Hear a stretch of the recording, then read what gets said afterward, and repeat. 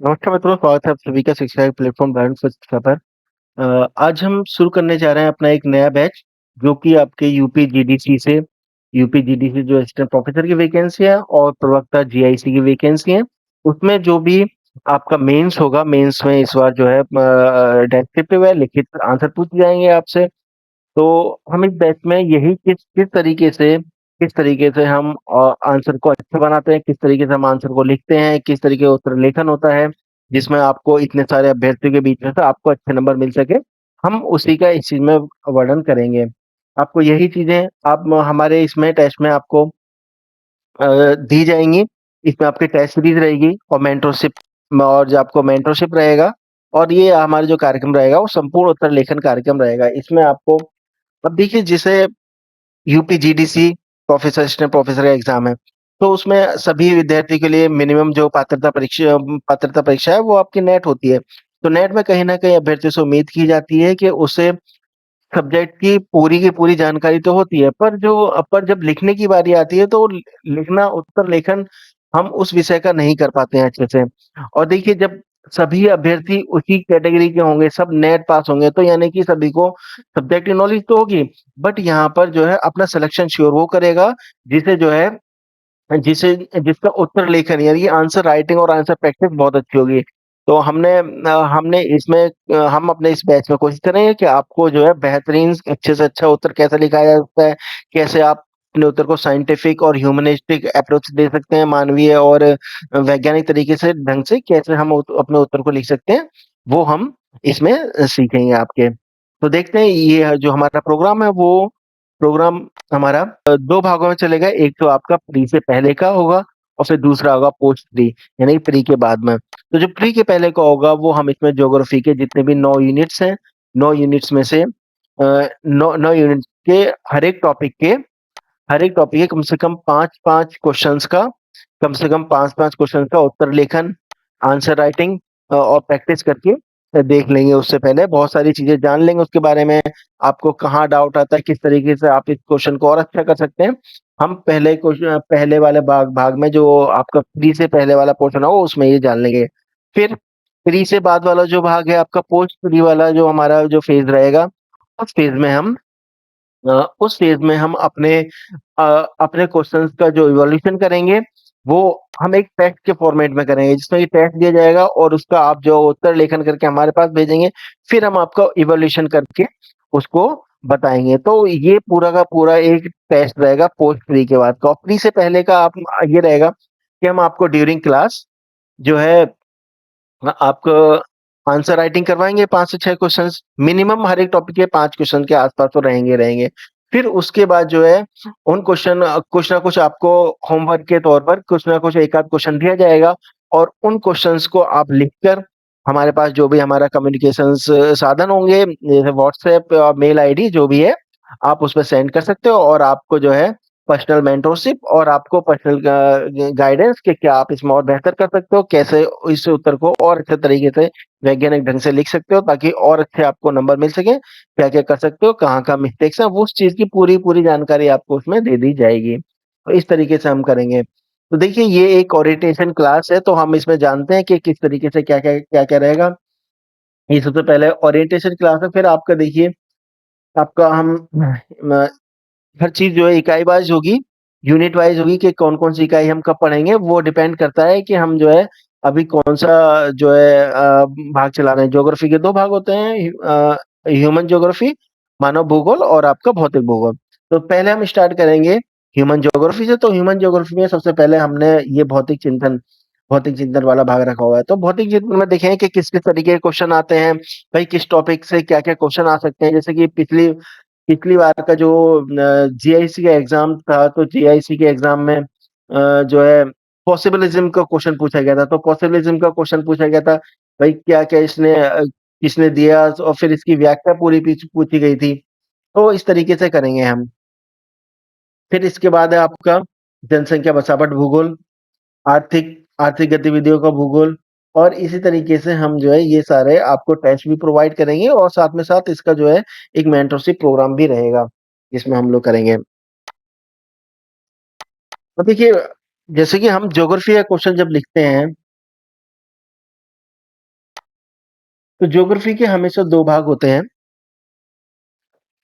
एक तो आपका फिजिकल ज्योग्राफी यानी कि भौतिक भूगोल और दूसरा मानव भूगोल। तो एक अच्छे उत्तर लेखन के लिए माना जाता है जैसे कि मान लीजिए कोई भी फिजिकल ज्योग्राफी का कोई क्वेश्चन आ गया। फिजिकल ज्योग्राफी का कोई सा क्वेश्चन आया तो फिजिकल ज्योग्राफी का क्वेश्चन आए हम तो उसमें हमेशा जो है उसका मानवीय भूगोल से उसका संबंध होना चाहिए। जैसे कि आप मान लीजिए क्योंकि ज्योग्राफी सब्जेक्ट की तभी तक वैधता है जब उसका संबंध जो है भूगोल की परिभाषा यही है कि पृथ्वी का अध्ययन जो है मानव परिप्रेक्ष्य में करना। तो यदि हम जो है अपने क्वेश्चन से अपने आंसर से मानव परिप्रेक्ष्य ही हटा देंगे सिर्फ और उसमें वही चीज़ करते रहेंगे, तो वो एक अच्छा उत्तर नहीं होगा। तो इसमें देखिए जैसे कि मान लीजिए आप क्वेश्चन आ जाता है फिजिकल ज्योग्राफी का हिमालय के ऊपर क्वेश्चन आ जाता है कोई। तो हमको सिर्फ ये नहीं है कि हिमालय की संरचना, बनावट और सिर्फ इसी का ही अध्ययन इसमें कर देना है। हमको उसका कहीं न कहीं उसमें पोर्शन हमको उसमें उसमें ह्यूमनिस्टिक अप्रोच भी रखना होगा। थोड़ा पोर्शन रखेंगे बट उसमें ह्यूमनिस्टिक अप्रोच भी रखेंगे, उसमें मानव भूगोल भी रखेंगे। जैसे कि भई ह्यूमन में जैसे कि उसका हम वर्णन करेंगे तो हिमालय का वर्णन करेंगे, उसमें हम करेवा मृदा का वर्णन करेंगे। तो जब करेगा करेवा का वर्णन करेंगे तो उसमें कहीं न कहीं आपका ये अप्रोच हो जाएगा कि यहाँ पर जो है केसर की खेती होती है। तो ये आ जाएगा, फिर उसके बाद साइबेरिया की हवाओं वाला कुछ कुछ साइबेरिया की हवाओं वाला क्वेश्चन हो जाएगा। और फिर आपका कहीं न कहीं इसमें थोड़ा पोर्शन हम उसका भी डालेंगे कि जो है मानसून पे क्या इम्पैक्ट पड़ता है, उसका मानवीय जीवन पे क्या प्रभाव होता है। तो एक अच्छा क्वेश्चन लिखने का एक एक एकदम अच्छा उत्तर लिखेंगे हम, तो उसके अच्छे उत्तर लेखन की अच्छी निशानी यही होती है कि हम जो है फिज़िकल एस्पेक्ट को जो है ह्यूमनिस्टिक अप्रोच के साथ लिखें। और फिर ऐसे ही जैसे ही क्वेश्चन हो जाए ज फिर ऐसे ही जैसे मानव भूगोल के क्वेश्चन आते हैं, तो जब मानव भूगोल के क्वेश्चन जब आते हैं हम, तो मानव भूगोल के क्वेश्चनों को भी हम इसी तरीके से लिखेंगे जिसमें कि आपका फिज़िकल एस्पेक्ट हो। मान लीजिए जनजातियों पर क्वेश्चन आ जाता है। जनजातियों पर क्वेश्चन आ जाता है, बकरवाल जनजाति जो है। बकरवाल जनजाति जो है उसका जो सामाजिक सांस्कृतिक महत्व है वो तो है ही है। फिर उसके साथ जो है ऋतु प्रवास करती है। ऋतु प्रवास क्यों करती है? ऋतु प्रवास करती है, ये सब करती है और कहाँ पाई जाती है, उसको क्या-क्या क्या-क्या उस जगह की विशेषताएँ क्यों वहाँ पाई जाती है? तो आपका एक जो अच्छा अच्छा उत्तर है, वो तभी माना जाएगा जब उसमें ह्यूमनिस्टिक अप्रोच भी होगा। देखिए बहुत सारे क्वेश्चन्स आते हैं जैसे मान लीजिए समुद्री धारा का क्वेश्चन आ गया। तो उसका आपका जो है समुद्री परिस्थिति पर प्रभाव है, मानव पर प्रभाव है, तो हम क्वेश्चन का जो वर्णन करेंगे वो हमेशा इसी तरीके से वर्णन करें, उसमें कहीं न कहीं थोड़ा बहुत ही सही जैसे मान लीजिए फिजिकल ज्योग्राफी का क्वेश्चन है, तो फिजिकल ज्योग्राफी में हम लोग 90% तो वर्णन फिजिकल का कर देंगे करेंगे, बट उसका 10% जो पोर्शन है, वो हम कहीं न जब क्वेश्चन को एंडिंग करेंगे या फिर बॉडी की जब हम एंडिंग करेंगे, तो उसमें हम लोग मानव का वर्णन करेंगे, मानवीय जीवन पर प्रभाव का वर्णन करेंगे। वैसे ही अब जैसे मान लीजिए क्वेश्चन आ जाता है भारतीय मृदा का, तो भारतीय मृदा में क्वेश्चन आ जाएगा तो उसकी जो भौतिक पोर्शन जो फिजिकल पार्ट रहेगा, जो भी फिजिकल पार्ट रहेगा उसमें तो आपकी संरचना, संगठन और उसका भौतिक गुण आ जाएगा। भौतिक गुण आ जाएगा। फिर उसका क्वेश्चन आपका ये आ जाएगा, फिर इसमें ह्यूमनिस्टिक अप्रोच आ जाएगा, उसकी उत्पादकता आ जाएगी, फसल तंत्र आ जाएगा और फिर इसका जो है जो जनसंख्या समूह से संबंधित जितने भी जितने भी अप्रोचेज़ हैं भई जनसंख्या समूह जो है आपके जलोढ़ मृदा क्षेत्र में पाई जाती है। क्यों वहाँ पर पाई जाती है, जलोढ़ मृदा में ही क्यों पाई जाती है? तो जो है उत्तर प्रदेश, बिहार में जनसंख्या घनत्व बहुत ज़्यादा है क्योंकि यह मृदा बहुत उपजाऊ है। तो इसमें अब हम जो जलोढ़ मृदा का जो भौतिक गुण है वो तो हम बताएँगे ही बताएँगे भाई नाइट्रोजन, फ़ॉस्फ़ोरस और ये सब सोडियम इस चीज़ के बारे में तो हम बताएँगे ही बताएँगे। हम साथ ही साथ इसमें कोशिश करेंगे कि कहीं न कहीं इसमें ह्यूमन एस्पेक्ट को भी थोड़ा-थोड़ा कवर करने की कोशिश करें। तो यही एक अच्छे उत्तर लेखन की पहचान होती है और देखिए वैकेंसी है आपकी आई थिंक सर 46 जो हैं वो बॉयज़ के पद हैं और 26 के आस-पास ये आपकी फीमेल्स की वैकेंसी है।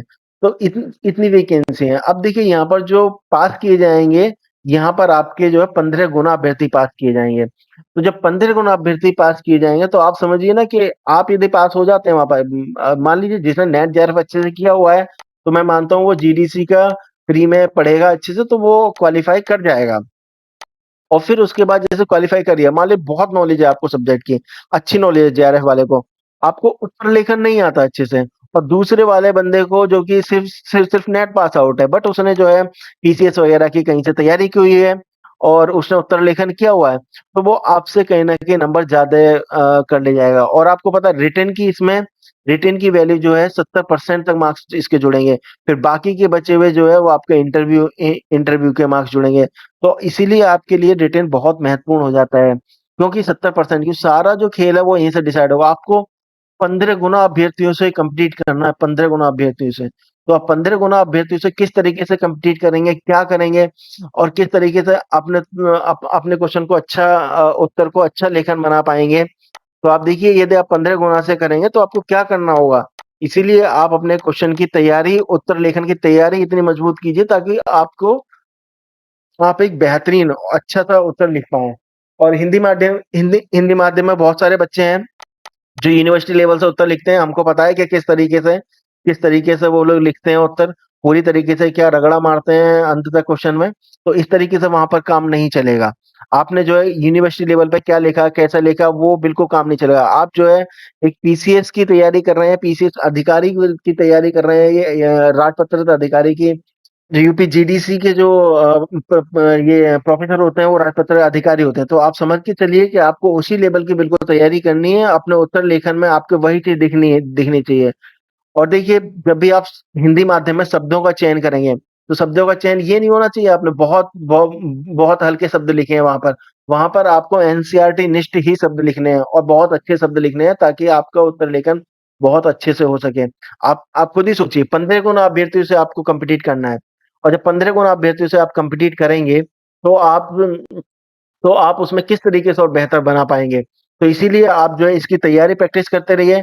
हम आपको डेली हर एक टॉपिक के मिनिमम जो है 5 क्वेश्चन 5 क्वेश्चन हल कराएँगे आपको, 5 क्वेश्चन कराएँगे, फिर 5 क्वेश्चन कराने के बाद कुछ आपको जो है होमवर्क के तौर पर भी किए किए जा सकते हैं, जिससे आपका हर एक पोर्शन कवर हो जाए। क्वेश्चन भी कराए जाएँगे, साथ में साथ को आपको उनका डिस्कशन भी बताया जाएगा कि किस तरीके से क्या-क्या और इसमें लिख सकते हैं। देखिए, बताया ना कि एक एक अच्छा उत्तर लिखने के लिए एक एक अच्छा उत्तर लिखने के लिए उसके दोनों एस्पेक्ट उसमें होना ज़रूरी है। एक उसमें ह्यूमनिस्टिक अप्रोच होना चाहिए, मतलब मानवीय अप्रोच होना चाहिए, दूसरा आपका जो है फिज़िकल अप्रोच होना चाहिए। तो ये दोनों जब आप उसमें जोड़ोगे तो ही उत्तर आपका अच्छे से बन पाएगा। जैसे हिमालय की उत्पत्ति का क्वेश्चन आ गया, तो हिमालय की उत्पत्ति का क्वेश्चन लिख दोगे। फिर उसमें कहीं न कहीं उसमें आप उसमें मानवीय वैल्यू भी डालोगे, मानवीय अप्रोच भी लिखोगे उसमें। मृदा का क्वेश्चन आ जाता है मृदा का क्वेश्चन आ जाता है, तो मृदा के क्वेश्चन में भी आंसर आप इसी तरीके से लिखोगे। तो इसी तरीके से आप तैयारी करेंगे, जिससे कि आपके मेंस में नंबर अच्छे आ सकें। और देखिए, वेटेज इसमें जो है 70% वेटेज है, और 70% वेटेज बहुत अच्छा होता है इसमें। तो जब आप मेंस में ही अपना स्कोर अच्छा कर लेंगे, तो फिर आपको उसमें कोई ज़्यादा दिक्कत नहीं आएगी इसके इंटरव्यू में, क्योंकि उसका वेटेज जो है 30% रहेगा खाली। देखिए, एग्ज़ाम पैटर्न के हिसाब से यहाँ पर आपके जो है 10 क्वेश्चन्स लॉन्ग होंगे और 10 क्वेश्चन शॉर्ट होंगे। जो लॉन्ग क्वेश्चन होगा वो आपको जो है वर्ड लिमिट जो है 200 शब्द होगी, और जो शॉर्ट की होगी आपकी जो भी शॉर्ट की होगी आपकी 8 नंबर का क्वेश्चन होगा, 125 शब्द में आपको लिखना होगा। देखिए, 200 शब्द में आप उस क्वेश्चन को कैसे लिख सकते हैं, कैसे इस क्वेश्चन को ऐसे ऐसा उत्तर लिख सकते हैं जो कि आपको सागर में गागर का काम करे। यानी कैसे पूरी छोटी-सी उसमें मटके में पूरा सागर समा जाए। यानी कि आपका पूरा का पूरा क्वेश्चन जो है, पूरे के पूरे जो भी क्वेश्चन पूछे उसका पूरा निचोड़, उसका फिजिकल एस्पेक्ट, उसका ह्यूमनिस्टिक एस्पेक्ट, फिर जो है ये पूरी तरीके से उस क्वेश्चन में आ जाएगी कि ये आप किस तरीके से कर सकते हैं। तो यही हम आपको उत्तर लेखन में सिखाएँगे कि आपको किस तरीके से क्या-क्या करना है इसमें। आप तो और वैकेंसी बहुत अच्छी है। आप इसकी तैयारी करेंगे और बहुत अच्छे से तैयारी करनी पड़ेगी इसको आपको। और कॉम्पिटिट देखिए, आपको 15 गुना अभ्यर्थियों से आपको यहाँ पर जो है कॉम्पिटिट करना होगा। 15 गुना अभ्यर्थी से आप कॉम्पिटिट करेंगे तो सोच लीजिए सभी सभी की मिनिमम क्वालिफ़िकेशन जो है नेट है। नेट का मतलब होता है कि सभी जो वहाँ पे अभ्यर्थी हैं वो मतलब नो डाउट उनकी नॉलेज में कोई दिक्कत, किसी को परेशानी नहीं होगी। किसी को नॉलेज में किसी की नॉलेज कम नहीं होगी। तो इसलिए आप जो है लीड वहीं बढ़ा सकते हैं जहाँ पर आप जो है उत्तर लेखन में अपने आप को अच्छा कर लें। तो चलिए देखते हैं कुछ क्वेश्चंस देखते हैं हम किस तरीके से लिखते हैं, क्वेश्चन आंसर राइटिंग करना सीखते हैं, आंसर राइटिंग के किस तरीके से हम करते हैं, किस तरीके से हम एक बेहतरीन उत्तर लेखन हम करेंगे। तो ये देखिए बेहतर एक एक अच्छा क्वेश्चन, एक अच्छा आंसर लिखने के लिए, एक अच्छा उत्तर लिखने के लिए सबसे पहले हम उस उत्तर के 3 भाग होते हैं। एक होता है आपका प्रस्तावना,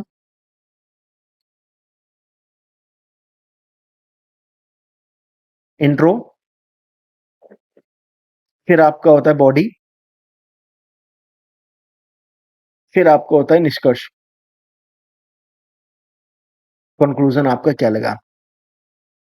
ये आपका जो है इन 3 भागों में क्वेश्चंस जो है बटे रहते हैं। जो भी हमेशा आपको एक अच्छा क्वेश्चन लिखना है तो उसके हम इस तरीके से 3 भाग बना के लिखते हैं। अब ये हम जो है उसमें हेडिंग नहीं डालते हैं, प्रस्तावना नहीं डालेंगे, बॉडी नहीं डालेंगे, में मुख्य बिंदु वगैरह ये सब नहीं डालते हैं। तो इसी तरीके से हम लिखते हैं। तो प्रस्तावना में अब देखिए इसमें 200 शब्द हैं। तो जब 200 शब्द हम लिखेंगे तो ये ना हो कि हम प्रस्तावना में ही 100 शब्द की प्रस्तावना लिख दी। अब हम 100 शब्द की प्रस्तावना लिख देंगे तो जो मुख्य भाग है इसका वो कब लिखेंगे? अब देखिए जैसे इसमें ये है भौगोलिक ज्ञान के उत्थान में फ्रेडरिक ड्रेडजेल के योगदान की विवेचना कीजिए। अब इसमें हम जो है प्रस्तावना फ्रेडरिक ड्रेडजेल, तो फ्रेडरिक ड्रेडजेल के बारे में ही लिख दें 50 शब्द, 100 शब्द, और इनका फिर योगदान कहाँ जाएगा? तो इनका योगदान तो इसमें जो हम बाँटेंगे प्रस्तावना को वो हम प्रस्तावना में 20 से 30 शब्द लिखेंगे। यानी कि 10% पोर्शन जो है आपका 10 से 15% पोर्शन जो है आपका प्रस्तावना में होगा। आपका जो 70 से 75% पोर्शन है वो आपका बॉडी में होगा, जिसमें आपका मुख्य जो चीज़ उसमें क्वेश्चन में पूछा क्या है। इसमें क्वेश्चन में 2 मुख्य बिंदु हैं आपके, एक तो फ्रेडरिक एडजर जिसका मैंने पूछा है, फिर इनके जो योगदान है वो किसमें भौगोलिक ज्ञान में, मतलब भौगोलिक उत्थान में इन्होंने क्या योगदान दिया, उनकी विवेचना हमको करनी है इसमें।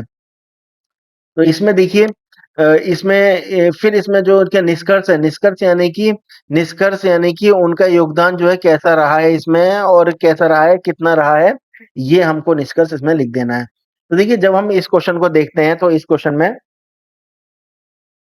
में सबसे पहले हम प्रस्तावना करेंगे।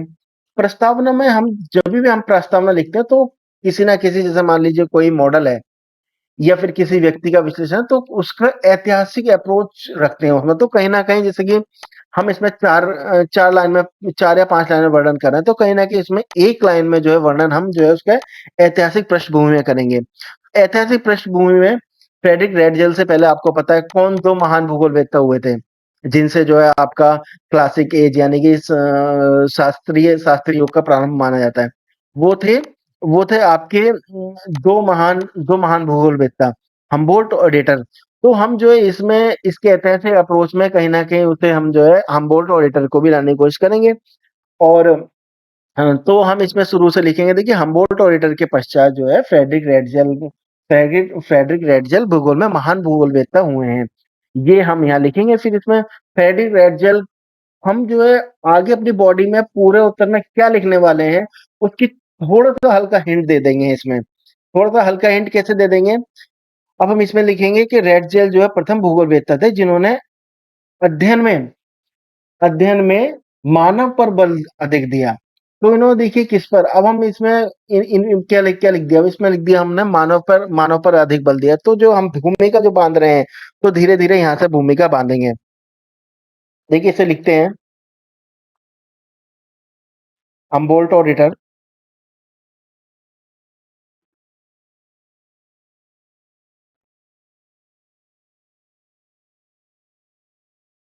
हमबोल्ट और रिटर के पश्चात फ्रेडरिक रेडजेल,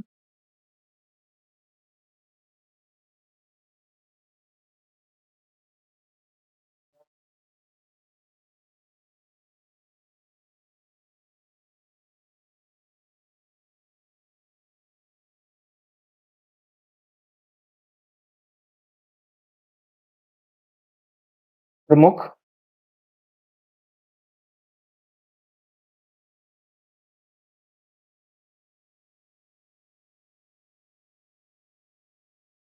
प्रमुख भूगोलवेत्ता हैं, तो इस तरीके से हम इसमें लिखेंगे।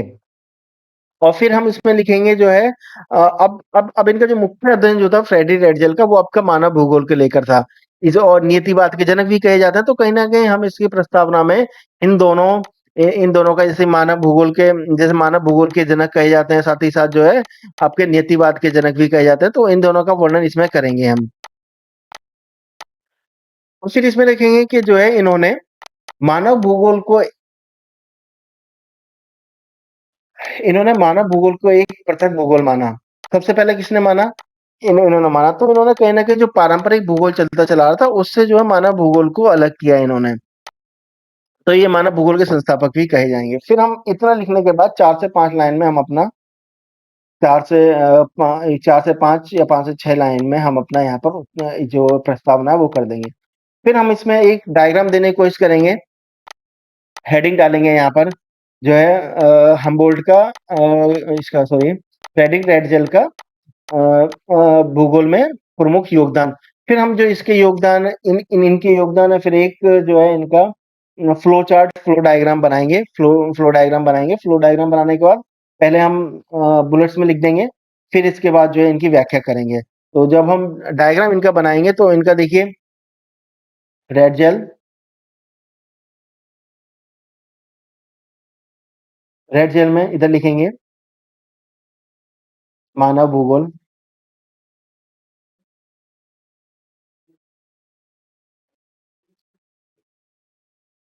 नियतिवाद, और फिर लिखेंगे यहाँ पर पार्थिव एकता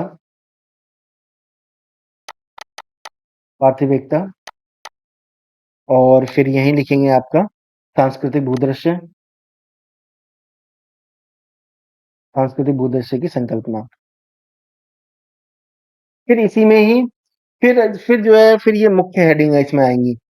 फिर मुख्य हेडिंग आ जाएँगी इसमें, आपका इसमें हेडिंग नंबर 1 आ जाएगा कि आपका जो है रेड जेल,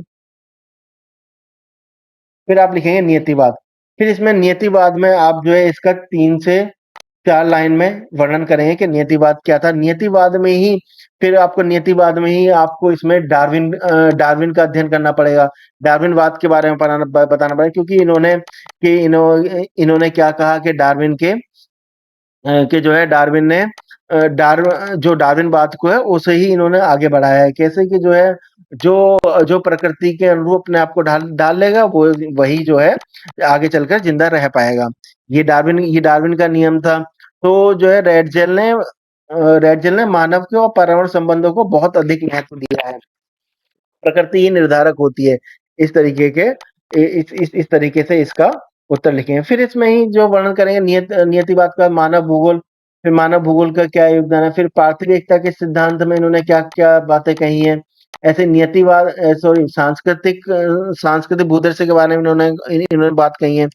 फिर जो है आखिर में आपका ये सब आपका जो है लगभग अ, 140 से 150 शब्द में ये आपका पूरा का पूरा बॉडी स्ट्रक्चर यहाँ तक इसमें कराया जाएगा।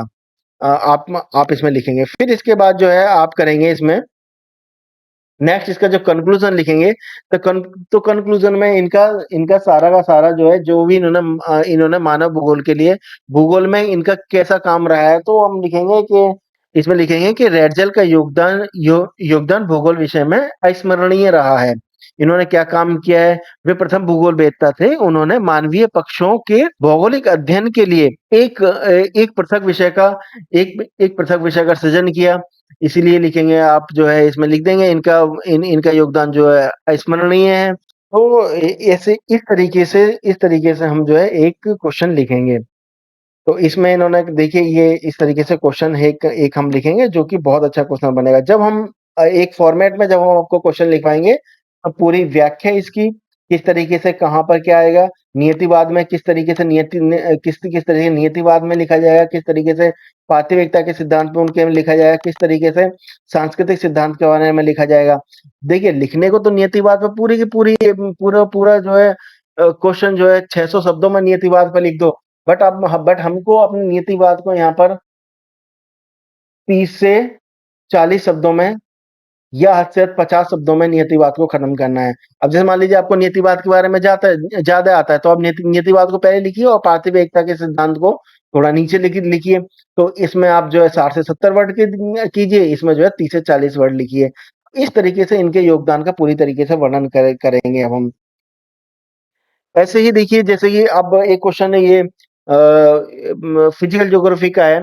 कोपेन द्वारा प्रदत्त विश्व की जलवायु के वर्गीकरण की आलोचनात्मक समीक्षा कीजिए। अब इसमें देखिए इसके से डिवाइड कीजिए क्वेश्चन को। तो जब क्वेश्चन को डिवाइड करेंगे तो कोपेन का पूछा है, विश्व की जलवायु का वर्गीकरण है इसमें, और इसका जो मेन पार्ट है, मेन है इसका आलोचनात्मक समीक्षा करनी है इसमें।